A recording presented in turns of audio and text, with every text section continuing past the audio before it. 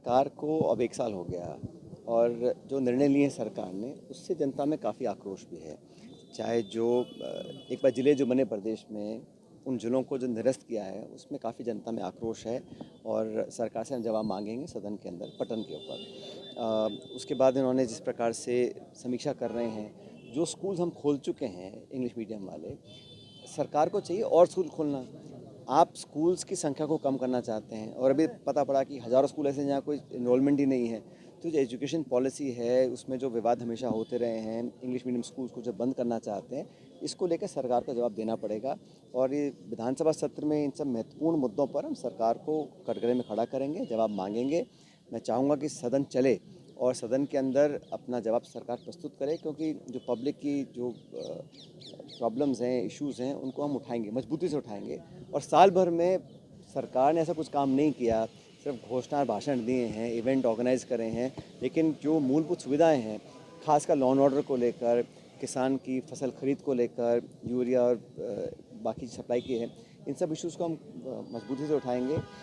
लेकिन 1 साल में जनता के बीच में जो विश्वास पैदा हुआ है, उसका जवाब हम सरकार से मांगेंगे सदन के अंदर।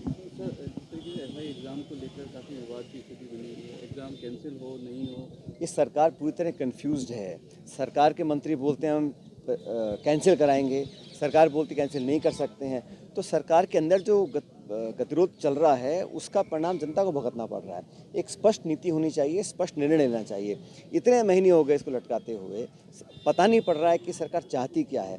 एसआई की भर्ती की बात हो या बाकी परीक्षाओं की बात हो, अनिश्चितता और अनिर्णय की जो स्थिति है उससे जनता में बहुत एक कन्फ्यूजन पैदा होता है।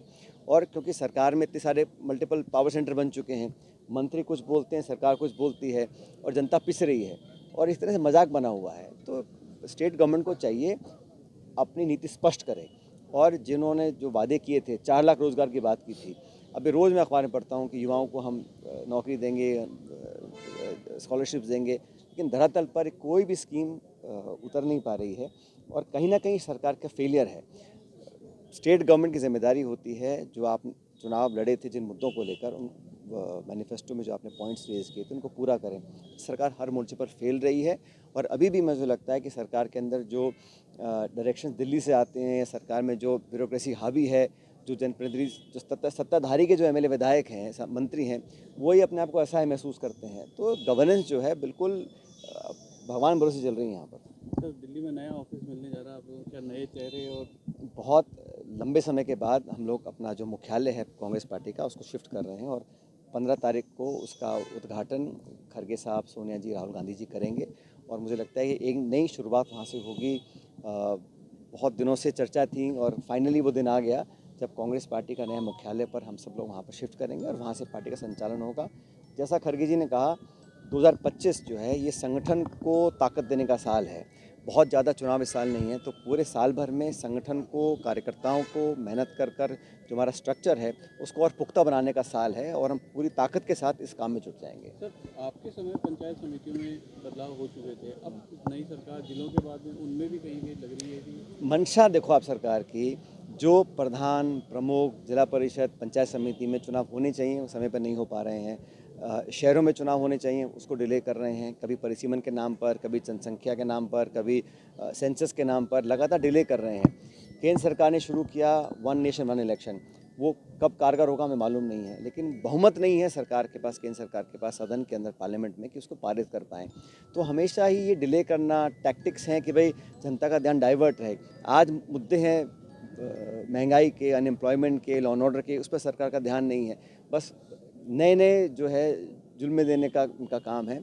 और ये जो परिसीमन का काम है, सरकार को स्पष्ट करना चाहिए ना, क्योंकि जो जनप्रतिनिधि चुनकर जाते हैं उनका कार्यकाल ख़त्म हो गया, वहाँ पे फिर अधिकारी बैठते हैं और जनता की जो आवाज़ है वो नहीं पहुँच पाती है। सर, प्रियंका जी पर जिस तरीके से कमेंट किया, हम सब कह चुके हैं, बड़ा निंदनीय है।